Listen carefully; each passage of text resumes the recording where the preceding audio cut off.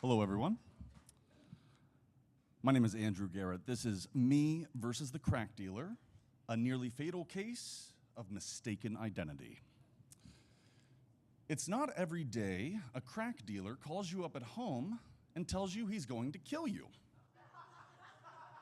At least I hope that's not an everyday thing for you. It's not for me, although it did happen one day. At about 5 in the afternoon, to be exact, and about 20 years ago, to be even more exact, and to provide some context in case you aren't old enough to remember landlines. The house phone rang, and I answered it. The raspy voice on the other end told me I'd better pay him $300 or I was a dead man. What the hell, is what I thought, and what I said.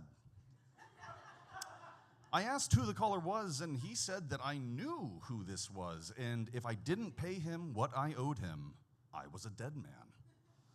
I didn't owe anyone anything that I knew of, and I sure didn't know anyone anything that could get me killed, so that's what I told the guy. I also asked what he thought I owed him money for. The man was getting agitated. You know what for, motherfucker. I pleaded innocence because I truly had no idea who he was or what he wanted, so I figured he'd dialed the wrong number, and I told him so. He asked me if my name was Greg Schroeder. I said I was, and asked who he was.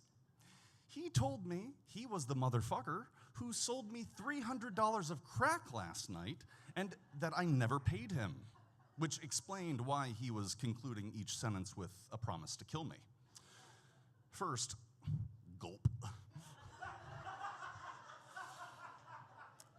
Second, this guy has my name, or he's looking for someone with the same first name as mine. I told him I didn't know how he got my name or my number, but I am not the guy who owes him money for crack. I don't do crack or any other drug. He obviously had the wrong guy. He said he had my name because I told him my name, and he saw my driver's license. He got my phone number because I was a stupid motherfucker who didn't have an unlisted phone number. Aha, that was true. I didn't have an unlisted phone number, never needed one, till now. But at least I had something to work on. I told him I was trying to be as cool about this as possible, but he had to understand I wasn't his guy.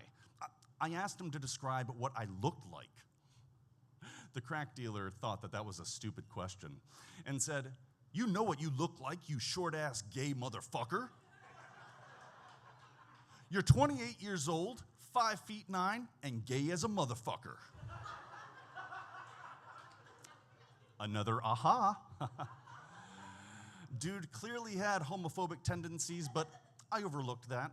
I told him I was 43 years old, 6'1", and married with children. Which, as soon as I said that last part, I immediately wondered if the crack dealer was thinking of Al Bundy, like I was. He wasn't. After another string of motherfuckers, I got him to explain exactly why someone owed him $300. He said he gave me that crack yesterday on the pretenses that I was going to swipe the money from my mother that night and pay him today. He said I'd left my truck and keys as collateral, but late last night it seems that I came by with another set of keys and took his collateral because when he woke up, that truck was gone as a motherfucker.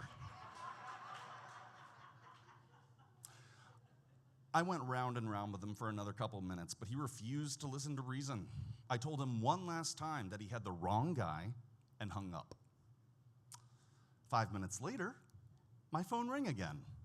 This time it was a young lady on the line who told me that if I didn't pay that guy, he really was going to kill me. Now, by this time, I figured I was either dealing with an actual criminal gang or someone had gone to great lengths to play a joke on me.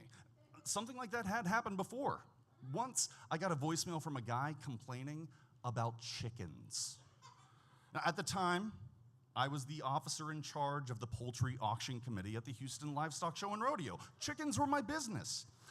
The voicemail was from a man with a very strong Oriental accent, and he was mad that he didn't have any chickens because, quote, "I gave you good chicken money for good chickens, and I have no chickens.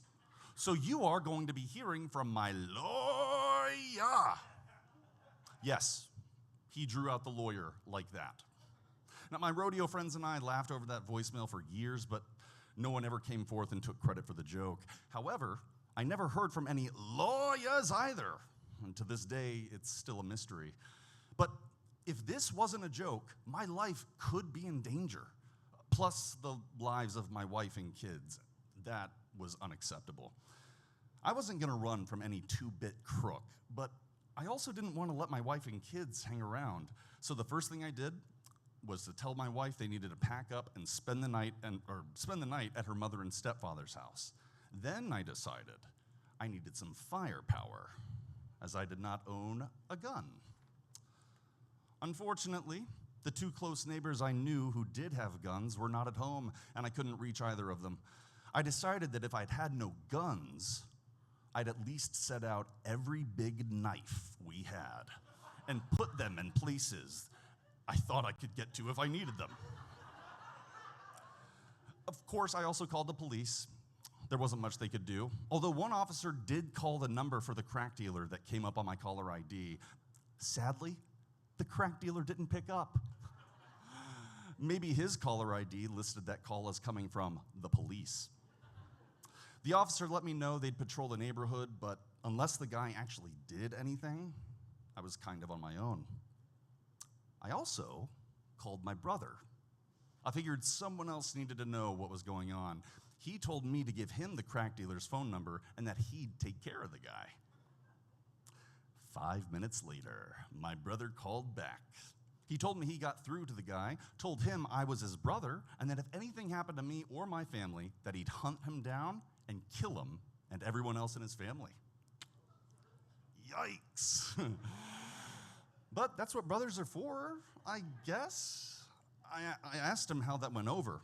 My brother said, he called me a motherfucker and hung up. I thought one last call with a guy was worth a try, so I called, and amazingly, he answered. Even more amazingly, he didn't bring up his conversation with my brother. I tried the same arguments as before. I was not the Greg Schroeder he was looking for. I lived in Clear Lake, not off Highway 59 near Sugar Land, which was where he'd gotten ripped off. I was 43, not 28. I was 6'1", not 5'9", and I was not gay, but rather I was married and had a family. He wasn't buying any of that. But at that moment, my 7-year-old daughter came up to me, and she was crying very hard. I told him, well, screamed actually, to listen to what he was doing to my daughter. My daughter took the phone from me and asked the crack dealer why he wanted to hurt her daddy. I took the phone back, and there was silence on the other end. And then the crack dealer said, "Man, I'm so sorry. I've got the wrong guy." I screamed into the phone that was what I'd been trying to tell him for the last 2 hours. Although tempted, I did not end that sentence with a motherfucker. The crack dealer asked me to tell my daughter that he was so sorry. He didn't mean to upset her, and we would never hear from him again. He hung up, and I never did hear from him again. I never saw my name in an obituary or on a police report, so I guess the crack dealer finally got paid. And I still have never done crack, but if I do, you'd better believe I will pay up front.